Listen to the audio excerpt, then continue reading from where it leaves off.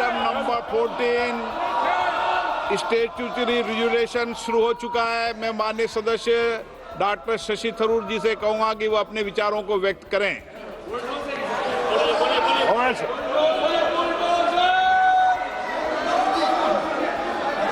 Thank you, Mr. Speaker. Well, I must say I'm sorely tempted at this very late hour. I'm sorely tempted at this very late hour, sir, to say that better late than never and just let the bill pass. But I think some home truths must be told. We've all witnessed the horrors of Manipur, a slow-burning horror once the unrest began in May of 2023, which is continuing now 21 months before the President's rule was actually declared. During this time, we have seen at least 250 people having died, perhaps over 300. We've had more than 5,600 weapons and 6.5 lakh rounds of ammunition seized, looted from police armories, more than 70,000 people displaced, a lakh affected, and thousands still forced to live in relief camps. Sir, the Home Minister is present here, and this is happening, sir, at a time when clearly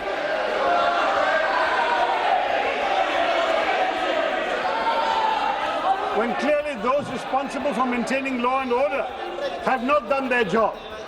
The issue of national security has been before this House, sir, and the fact that when we found all these tragedies happening, no decisive action was taken for almost 2 years. My party called repeatedly for an earlier imposition of President's rule. That did not happen, and I am very sorry to see that it was only when the Chief Minister resigned on the 9th of February, the State Assembly had to reconvene by the 12th, but even though Article 174(1) of the Constitution requires it, it was not possible to convene the State Assembly. The Congress Party in Manipur had prepared a no-confidence resolution.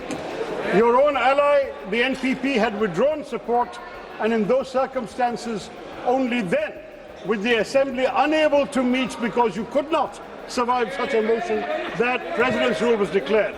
This, sir, is a very painful development, and to cite the failure of constitutional machinery in the state over the Assembly's inability to meet when the real failure has been one of national security, has been one of law and order maintenance, has been one of basic decency for the people suffering the torment of violence in that state for almost 2 years.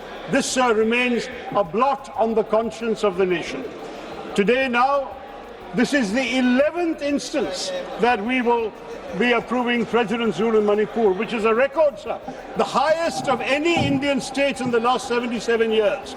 No state has had to go under President's rule for 11 times, as Manipur has done. Now, sir, this is a very serious moment in our own country's history and in the history of Manipur. Decision-making power has been shifted from locally elected representatives to the central government and the governor appointed by the central government. And that is a very onerous responsibility at a time when, sadly, our own Prime Minister has not gone to listen to the pain and trauma of the suffering people. Even the Supreme Court has sent a delegation 2 weeks ago. They have visited, they have seen the conditions of the people there, and we would urge that this omission be rectified as soon as possible. In addition to that, sir, we really have to look at what President's rule means in practice for the people of Manipur. They've suffered a long history of insurgency. There have been various armed groups running amok, demanding autonomy, independence, God knows what else. They're often operating outside the law.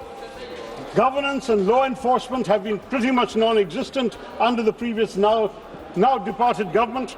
And at the same time, as a result of this condition, infrastructure development has been hampered, economic growth has suffered, and integration with the rest of the country has been largely absent, sir.